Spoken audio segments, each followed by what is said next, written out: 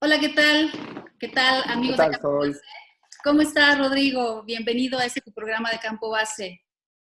Muchas gracias por invitarme, Sol. Hoy me encuentro bastante bien. Gusto en Qué bueno. saludarte. Les presento al infectólogo y montañista Rodrigo Ville Benavides. Él recientemente tuvo un evento del COVID, fue uno de los casos positivos. Entonces, tiene una experiencia y un testimonio muy importante que platicarnos. Por eso es que lo invité a este auditorio para que nos platique cómo le fue y desde su punto de vista de infectólogo, cómo nos puede afectar a los montañistas ser un caso positivo de COVID. Bienvenido, Rodrigo, ¿cómo estás? Muchas gracias, Sol. Pues bien, muy feliz de que me hayas dado la oportunidad de compartir esto. No, Creo que puede ser de utilidad claro, escucharlo de un colega montañista. Entonces, pues vamos a ver qué sale de esto. perfecto, Rodrigo. ¿Hace cuánto practicas montañismo? Bueno, prácticamente desde los 12 años. Yo soy de Guadalajara y mi papá era scout, entonces con él salía y eventualmente me mudé a la Ciudad de México para hacer mi especialidad en medicina interna y en infecto y es cuando empecé a subir los grandes cerros mexicanos. Entonces llevo ya 18 años prácticamente yendo a las montañas. Yendo a las montañas. ¿Tú ejerces tu carrera? ¿Perdón? No, no ¿Ejerces se tu cortó. carrera? Sí, ¿ejerces tu carrera?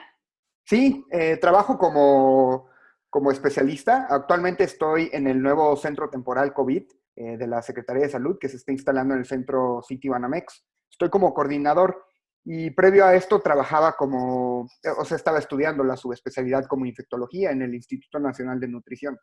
Wow, wow, impresionante tu currículum. Gracias. Me estabas platicando que fuiste un caso de COVID positivo recientemente. ¿Hace cuánto pasó esto?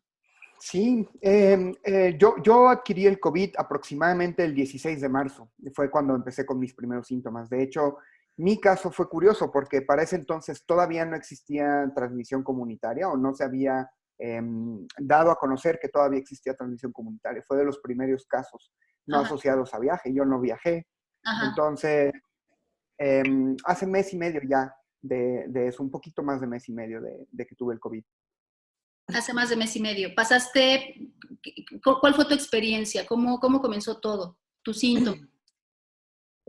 Para ese entonces yo recién acababa de ingresar a trabajar con un grupo de infectólogos que veían medicina privada Sí. y me estaba adaptando al trabajo y un día llegué a mi casa demasiado cansado, atribuyéndolo al trabajo, pero una fatiga rara, de esas veces que no te puedes despertar y que te duermes a las 3 de la tarde y no despiertas hasta el día siguiente.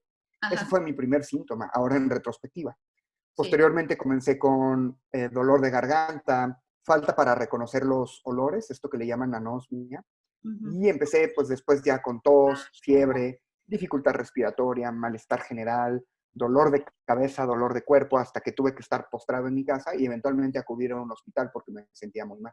Ok. De que tú percibiste los síntomas a que fuiste al hospital, ¿cuántos días pasaron? Aproximadamente 4 días. Se fue 4 días rápido. estuve con síntomas tolerables, leves, pero el cuarto día, que es cuando comencé con la fiebre, me sentí muy mal. Sentía que el aire me quemaba al respirar. Esto es porque yo sufro de asma Ajá. y era muy similar a cuando me da asma y decidí ir al hospital en ese momento. Ok, por el hecho de ser montañista, ¿tú llegaste a pensar en que tus pulmones estaban especialmente fortalecidos, lo cual te estaría mejor preparado para enfrentar el COVID? Sí, por supuesto, todos los montañistas sabemos que tenemos buena capacidad pulmonar, una capacidad que nos permite tolerar el ejercicio, que nos permite tolerar la altitud y sí podemos sentir que somos inmunes a esta enfermedad, ¿no? O a los estragos que puede generar. Así es que en cierta medida yo escuchaba de las personas que me conocían que no me preocupara, porque yo era montañista y podía subir montañas.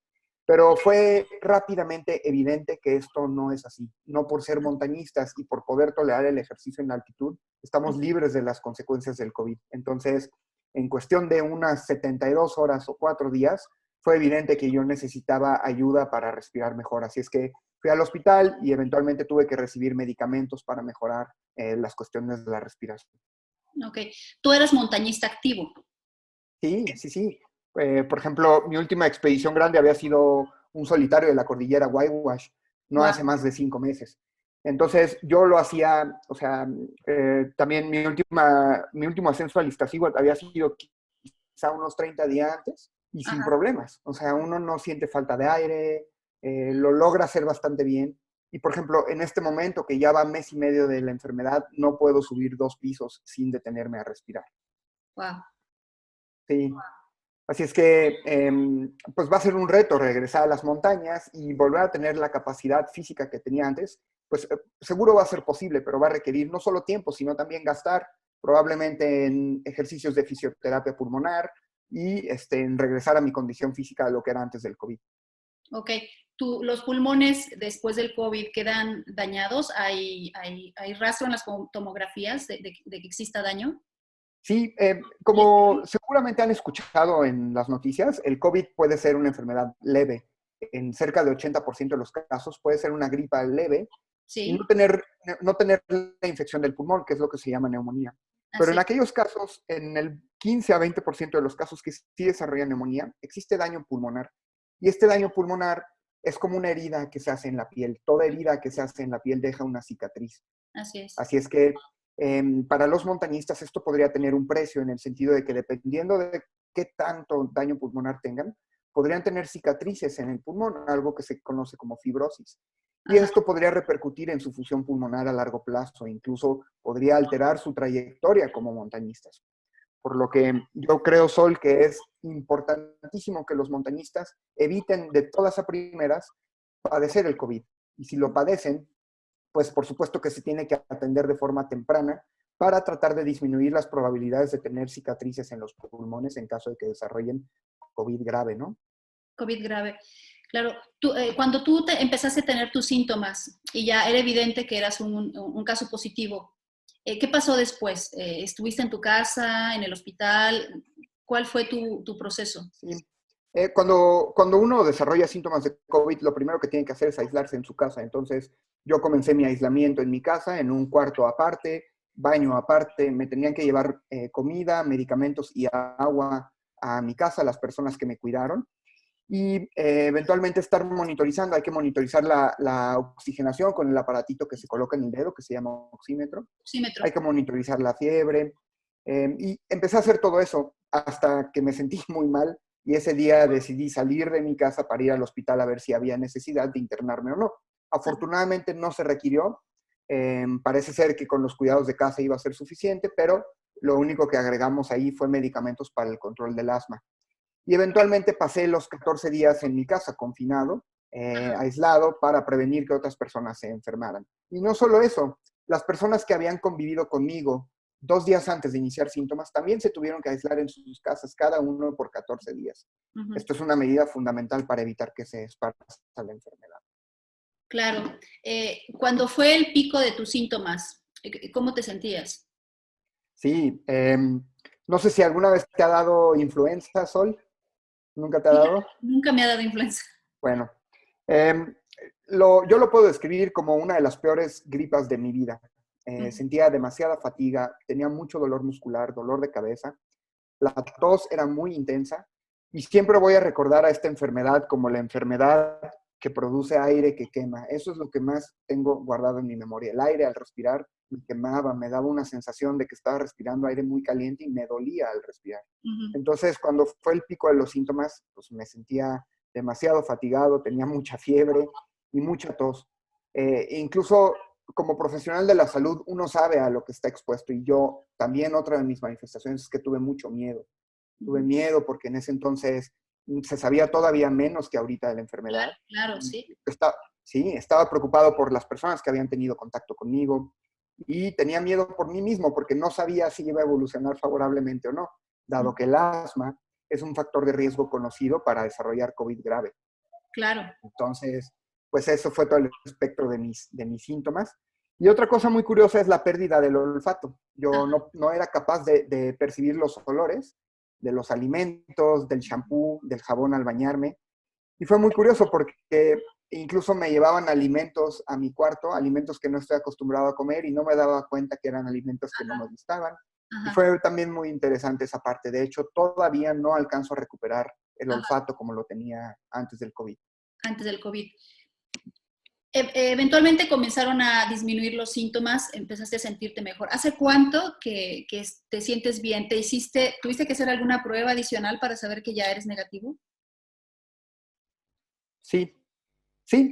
Me hice la prueba diagnóstica cuando fui al hospital. Me hicieron la prueba, salió positiva. Y debido a que se necesitaba que yo me reintegrara a mi labor como infectólogo, el hospital donde iba a trabajar me pidió que me hiciera una nueva prueba. Y esta prueba siguió siendo positiva hasta 21 días después de haber iniciado los síntomas. Y en realidad los síntomas duraron más o menos unos 21 días también, entre 21 y 25 días. La tos se empezó a controlar, la fatiga empezó a quitarse, la fiebre también, digamos que después de unos 5 o 6 días, que fueron los más pesados. Pero la tos duró quizá un mes y hasta el momento, es decir, ya estamos a casi mes y medio, todavía tengo episodios en los que me falta el aire, tengo que sentarme a tomar mi aliento, por ejemplo, dando una plática, eh, no la puedo dar completa, necesito sentarme y tranquilizarme unos minutos porque me falta el aire, cuestión que era totalmente anormal para mí anteriormente. Sí, hace unos minutos mencionaste que para ti no es subir 2 pisos sin detenerte. Eso me... Exactamente, sí. Sí, pues imagínate, para una persona que podía subir una montaña, Claro. de repente verse en la necesidad de detenerse debido a que después de 2 pisos no tolera porque le falta el aire, Ajá. pues es bastante sorprendente. Y justo un poquito del mensaje que queremos transmitir, Sol, es Sí. eso, que los montañistas podrían tener consecuencias graves a pesar de que son montañistas, y estas consecuencias podrían afectar su actividad como montañistas. Algunos de ellos podrían tener daño pulmonar permanente que no les permita volver a la montaña, y algunos otros tendrán daño pulmonar que eventualmente se quitará, pero sus resultados en la montaña no van a ser los mismos. Entonces, eso es algo muy importante que deben tener en cuenta. Claro, tu caso es muy interesante porque no solamente nos puedes transmitir tu experiencia como un COVID positivo recuperado, felizmente, sino que también eres un montañista activo y un especialista en la salud. Entonces, tu punto de vista es muy valioso. Ahora que las montañas están nevadas y están Sí, solas, pues sinceramente da la tentación, y yo lo entiendo, da tentación de ir, por- claro, porque pues lo traemos en la sangre. No vamos tan lejos ni llegamos a esos lugares tan extremos ni tan inhóspitos porque seamos obedientes. O sea, no, la personalidad del montañista no es la obediencia. Entonces, así es. las montañas están solas, ¿por qué no tenemos que ir? Ya nos dijiste que porque bueno, en otra entrevista, un médico había dicho que si en tu altitud normal tenías el COVID, pero no estabas presentando síntomas, si subías de altitud donde había humedad y frío y altitud, en el caso, por ejemplo, que te vayas al Iztaccíhuatl, seguramente se te podían desatar los síntomas. Ya al Así es, bajar, esa es una seguramente razón. te sentirías mal. Sí. Desde tu punto de vista, ¿por qué no debemos de ir a las montañas? Lo más importante es evitar que al montañista evitar las probabilidades de que un montañista desarrolle daño pulmonar. Uh-huh. Eso es lo más importante, porque es trágico que para un montañista Sí. eventualmente se hospitalizara, necesitara un oxígeno para respirar y quede con daño pulmonar. Eso podría afectar su carrera.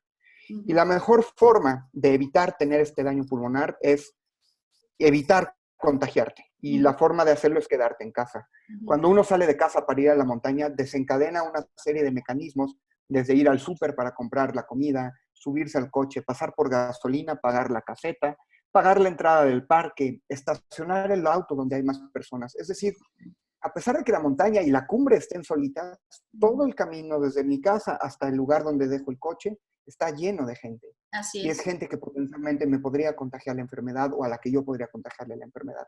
así Esa es. es la razón principal por la cual un montañista no tiene que ir, para evitar de buenas a primeras contagiarse.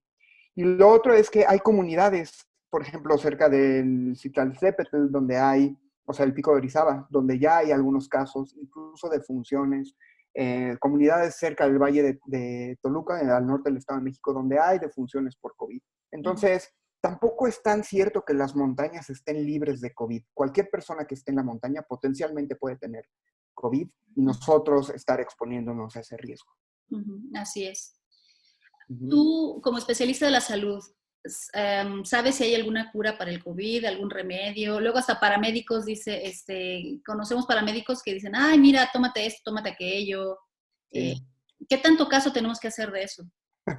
Mira, es muy interesante. En las redes sociales hay mucha desinformación Me gustó tu y risa. puede ser peligrosa la desinformación, Sol, porque Sí, a pesar de que hay estudios que se han hecho muy anecdóticos, con muy bajo poder de evidencia para poder recomendar algo, sí, sí hay estudios que han analizado la función de varias drogas, como la ivermectina, como la hidroxicloroquina, la citromicina, tratamientos que seguro ustedes han escuchado. Y ajá, desafortunadamente ninguno es efectivo ni para tratar ni para efectir, al menos para prevenir, perdón, al así es. menos con la información que tenemos en este momento. Entonces, si alguien te da un medicamento para prevenir el COVID, tú podrías tener la falsa sensación de seguridad y salir de tu casa y contagiarte sin saber que en realidad el medicamento no está siendo efectivo. Entonces es muy importante comprender que si uno adquiere COVID, hasta el momento no existe ningún tratamiento que científicamente esté aprobado para su uso en COVID. Eso a mí me da miedo. Si a mí me dicen que me va a dar una enfermedad viral para la cual no hay tratamiento, eso debe generar miedo porque significa que el virus va a hacer lo que quiera con nuestro cuerpo. Ujú, así es. ¿Conoces personas montañistas que hayan resultado como con COVID positivo? Sí, conozco personas no solo montañistas, tengo gente que es cañonista o cañonera y que tiene COVID, incluso un caso de COVID grave. Conozco hikers, conozco a varias personas que tienen COVID. Incluso también, pues bueno, ahorita en el centro donde yo trabajo, que es un lugar que está pensado para poner más de 800 camas con COVID, pues esto es porque estamos esperando que lleguemos a ese punto. Entonces, el Ah, COVID está ahí, está en la comunidad, es real y todos, incluso los montañistas, están en riesgo de contagiarse. ¿Sí? Hay en todos lados está el COVID. ok. ¿Qué es la inmunidad de rebaño? La Algo. in- sí, la inmunidad de rebaño es el concepto en el que teóricamente, si todas las personas nos exponemos al virus, vamos a ser inmunes al virus.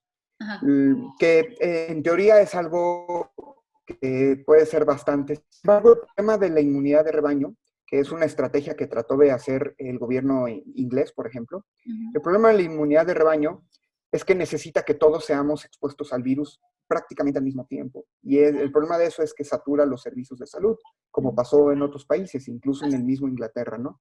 así. Entonces, eventualmente, si todas las personas están expuestas a un virus, como es el caso de, por ejemplo, sarampión, antes de que hubiera la vacuna, la gente lograba la inmunidad de rebaño a través de exponerse.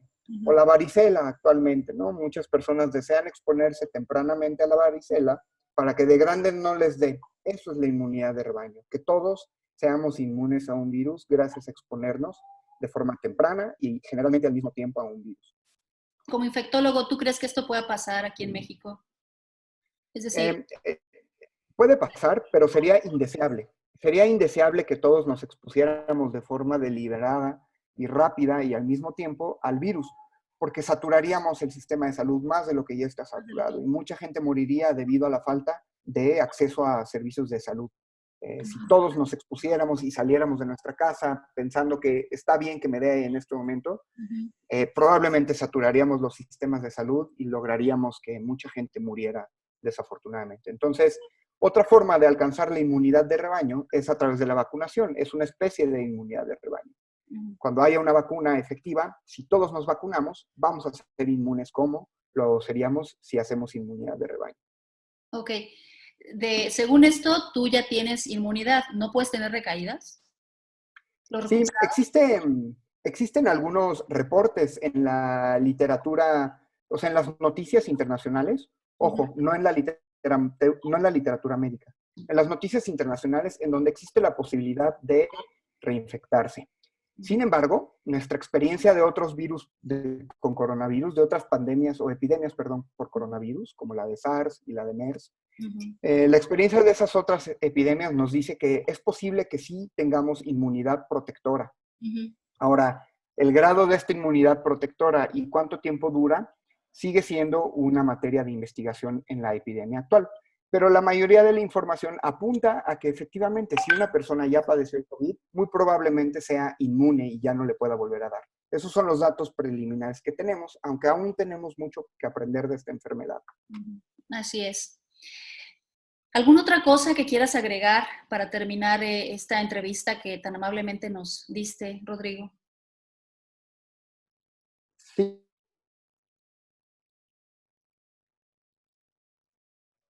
es posible que el virus haya llegado a tu casa a través de algún contacto. Entonces, es muy importante que ante la presencia de cualquier síntoma, como puede ser tos, dolor de cabeza, un dolor de garganta muy leve, fatiga muy tenue como yo la tuve, de quedarse en casa y comunicarse a los medios oficiales. Al menos la Ciudad de México tiene habilitados teléfonos, chats, aplicaciones y plataformas web.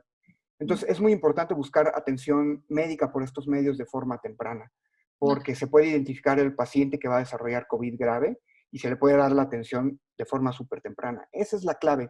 Si tú como montañista desarrollas síntomas de COVID, comunícate con el servicio de salud más cercano de forma temprana para que evites tener un COVID grave y así evites, por lo tanto, el potencial daño pulmonar que te podría repercutir en la montaña.